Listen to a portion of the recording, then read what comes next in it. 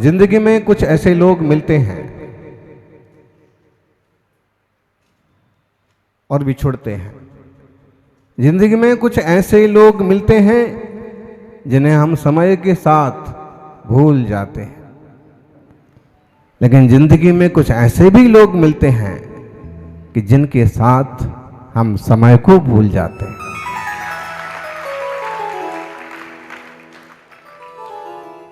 संत मुनियों का सानिध्य, ज्ञानी जनों का सानिध्य, वात्सल्य प्रिय साधु संगति ऐसी होती है कि उसमें हम समय भूल जाते हैं, या फिर कभी पास नहीं आएगा। होनहार अच्छी होगी तो पूरा लाभ लेगा। राम बुलावा भेजियो, दिया कबीरा रोए।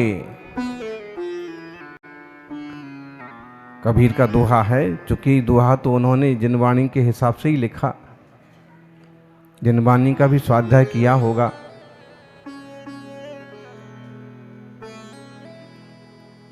राम बुलावा भेजियो, दिया कबीरा रोए। दिया ज्ञानी विज्ञानी रोए, जो सुख है सत्संग में सो बैकुंठ ना होए। बैकुंठ का बुलावा तो आ गया, लेकिन जो सुख जिनवाणी के श्रवण में है, मुनिराजों के चरणों में है, तत्व ज्ञान में है, वेद विज्ञान में है, वो बैकुंठ में भी नहीं है।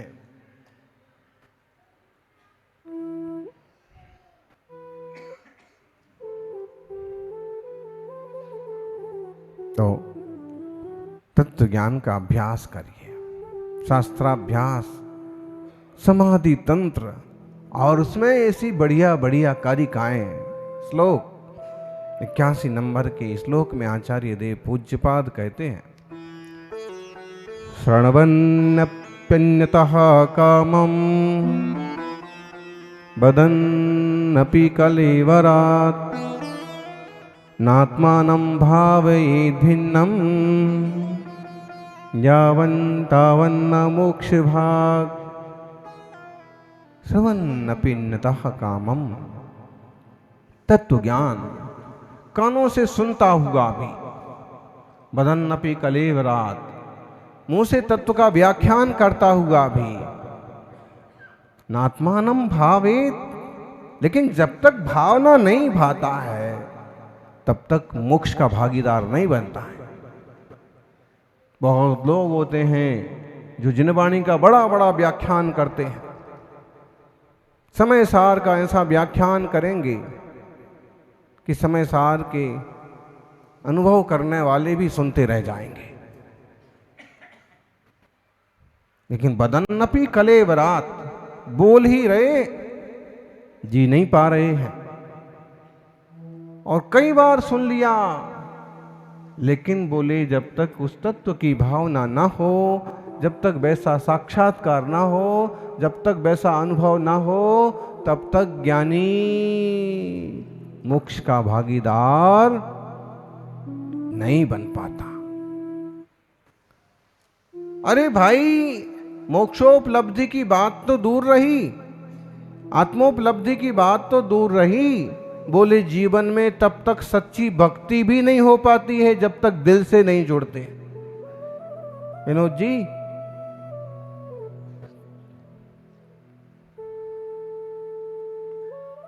जब मन से जुड़ते हैं तो फिर अपार आनंद आता है, वही वही झूलता रहता है सुबह से शाम तक, शाम से रात तक।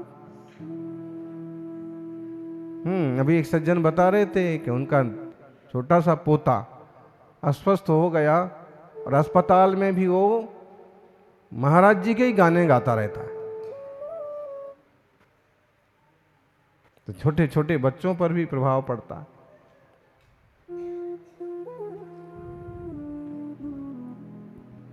महासाहू महासाहू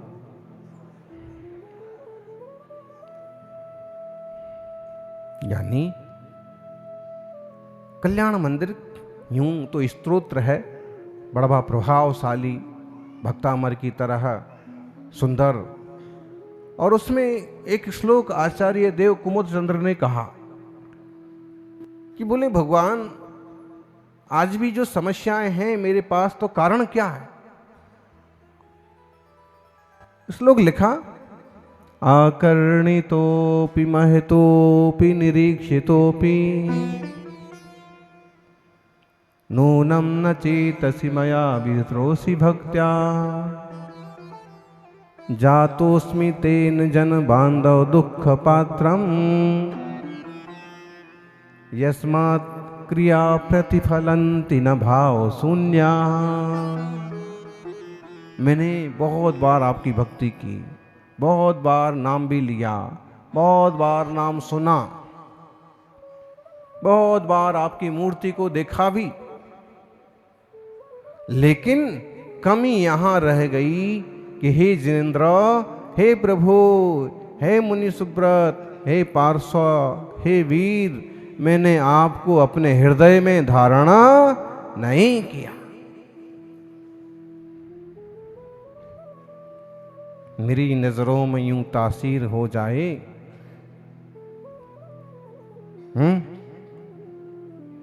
प्रभु मेरी नजरों में यूं तासीर हो जाए, नजर जिस चीज पर डालूं तेरी तस्वीर हो जाए।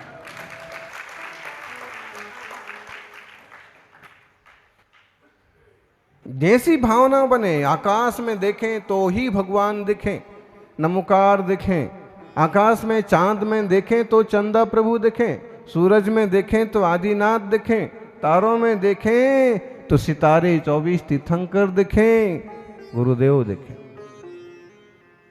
तारों में तू, फूलों में तू, हाँ, सूरज चंदा में तेरा बसेरा है। वास्तव में तो प्रभु प्रभु हो गए, भव पार हो गए हैं, वो यहां वहां कहीं बस नहीं रहे हैं। भक्ति में से कहा जाता है हमारा प्रभु तो हमारे भीतर है। तेरा साई तुझ में, क्या समझे त्रिलोकपति? तेरा साई तुझ में ज्यों पुहपन में बास। आगे की लाइन क्या है?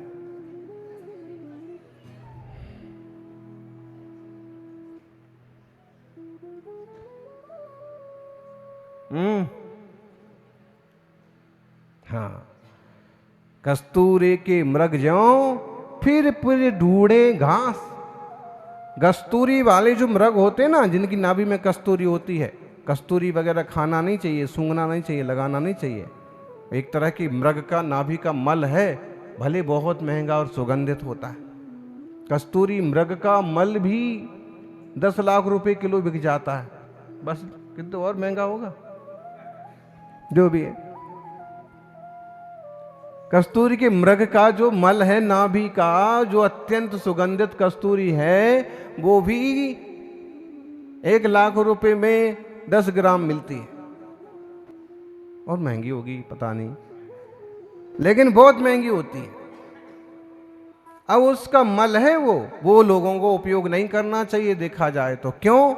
अहिंसक दृष्टि से विचार करें तो वो चीज पाने के लिए कई बार उस जानवर को अपनी जान से हाथ धोना पड़ते हैं। लोग उसको पकड़ के मार के वो चीज निकालते हैं, इसलिए इस दिशा नहीं करना चाहिए उपयोग। लेकिन उसी के लिए करे, उसको नहीं मालूम है कि मेरे पास ऐसी अमूल्य कीमती चीज है कि जिसके लिए लोग मुझे मार भी देंगे।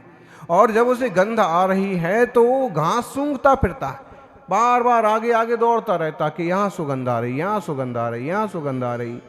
दौड़ते दौड़ते जिंदगी पूरी कर देता है। सुगंध कहाँ है? बिल्कुल यही हमारे साथ होता है। सुगंध कहो, शांति तो अपने भीतर ही है और ढूंढ रहे हैं। कहाँ ढूंढ रहे हैं जी? कैलाश जी, वैद ही वैद बैठे यहाँ।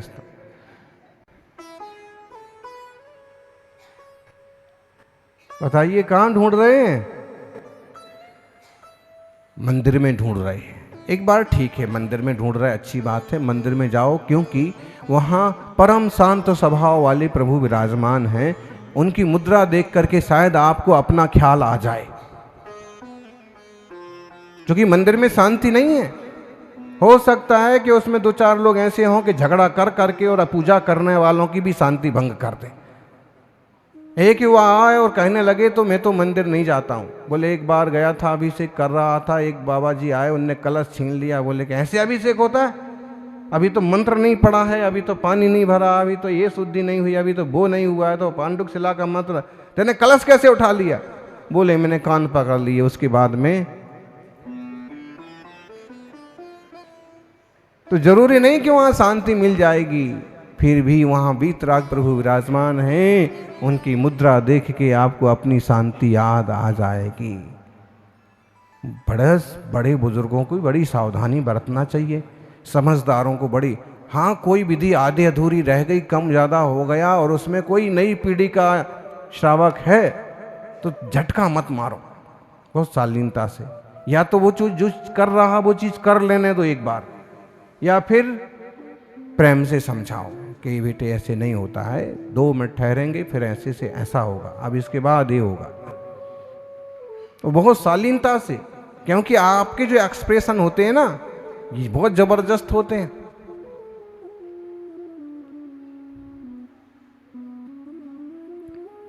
माँ अगर गुस्से में हो तो छोटा बच्चा जो दूध पीने के लिए रो रहा था, वो दूध कम पीता है, उसके मुंह की तरफ ज्यादा देखता है।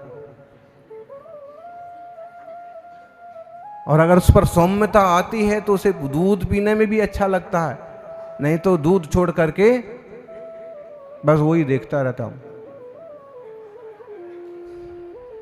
क्यों? एक्सप्रेशन वो भी समझता है, वो शब्द समझे ना समझे, चेष्टा समझता है। ऐसे आप क्या बोल रहे हो वो किसी के समझ में ना आए, लेकिन आपकी एक्टिंग समझ में आती है। ऐसे दर्शन होता है। बताइए, अपमान कर रहे हैं तो बड़ा विवेक से, बड़ी शालीनता से पेश आना चाहिए। व्यवहार तभी ठीक से चलता है। तो मृग ढूंढता है कहां मिलेगी सुगंध, और है कहां पर है? कस्तूरी के मृग ज्यों, कस्तूरी वाली मृग अपनी नाभि ना देख करके। ऐसे ही आत्मा कहां है? जनबा वालों, आत्मा साथ में लाए हो कि वहीं रख करके आए हो? हाँ, किशनगढ़ तरफ जा रहे हैं, रास्ते में कहीं कोई चोर वगैरह मिल गए तो दिक्कत हो जाएगी। अपनी आत्मा अपन यहीं रख के चलते हैं, कोई चुरा ना ले।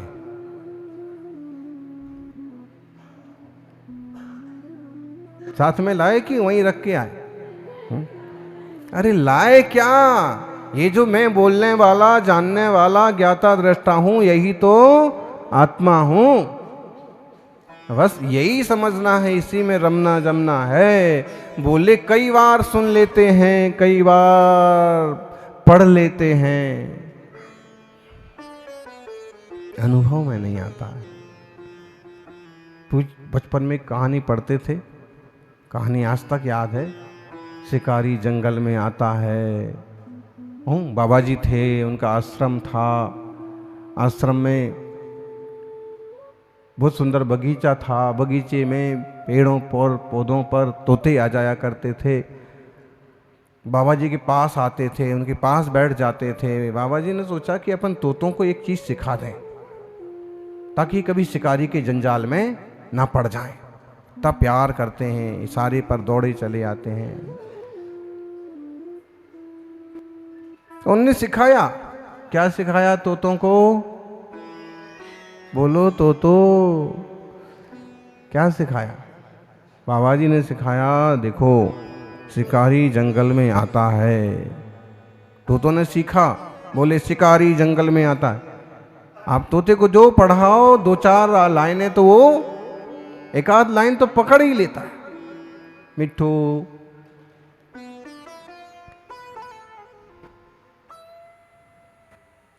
शिकारी जंगल में आता है, जाल फैलाता है, दाने का लोभ दिखाता है, फिर भी जाल में नहीं फंसना चाहिए। तोते सब याद कर लिए, शिकारी जंगल में आता है, जाल फैलाता है, दाने का लोभ दिखाता है, जाल में नहीं फंसना चाहिए। और गुरुजी ने पूरे 3.5 महीने हो गए सिखाते सिखाते।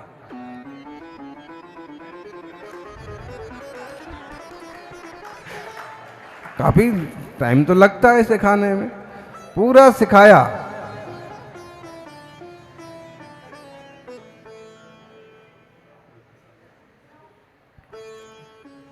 और सबने सीख भी लिया।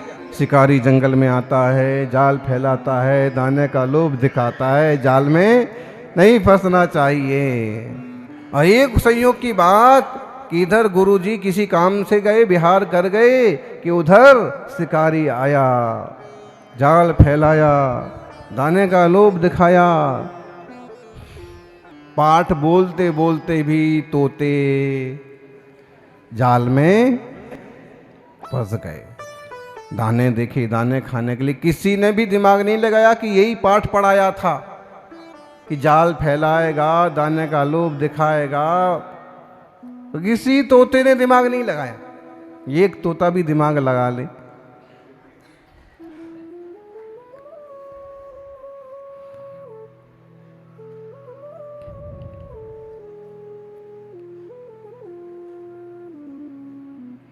बोलो वैद्य जी, एक आध तोता भी लगा ले दिमाग कि ये सब फंस रहे हैं तो फंसने दो, मैं तो महाराज जी के साथ जाऊंगा।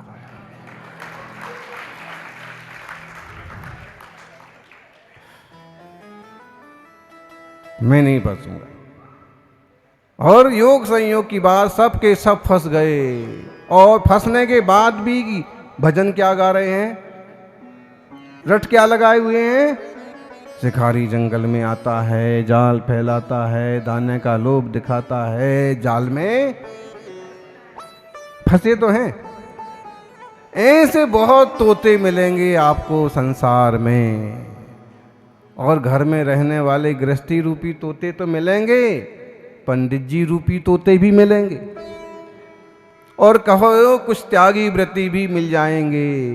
कह तो रहे हैं लेकिन उस तत्व का अनुभव नहीं कर पा रहे हैं। हम सबको ज्ञानी उस तत्व का अनुभव कर लेना है कि ये जाल कहलाता है, इस तरह से मोह फंसाता है और इस तरह से नहीं फंसा जाता है।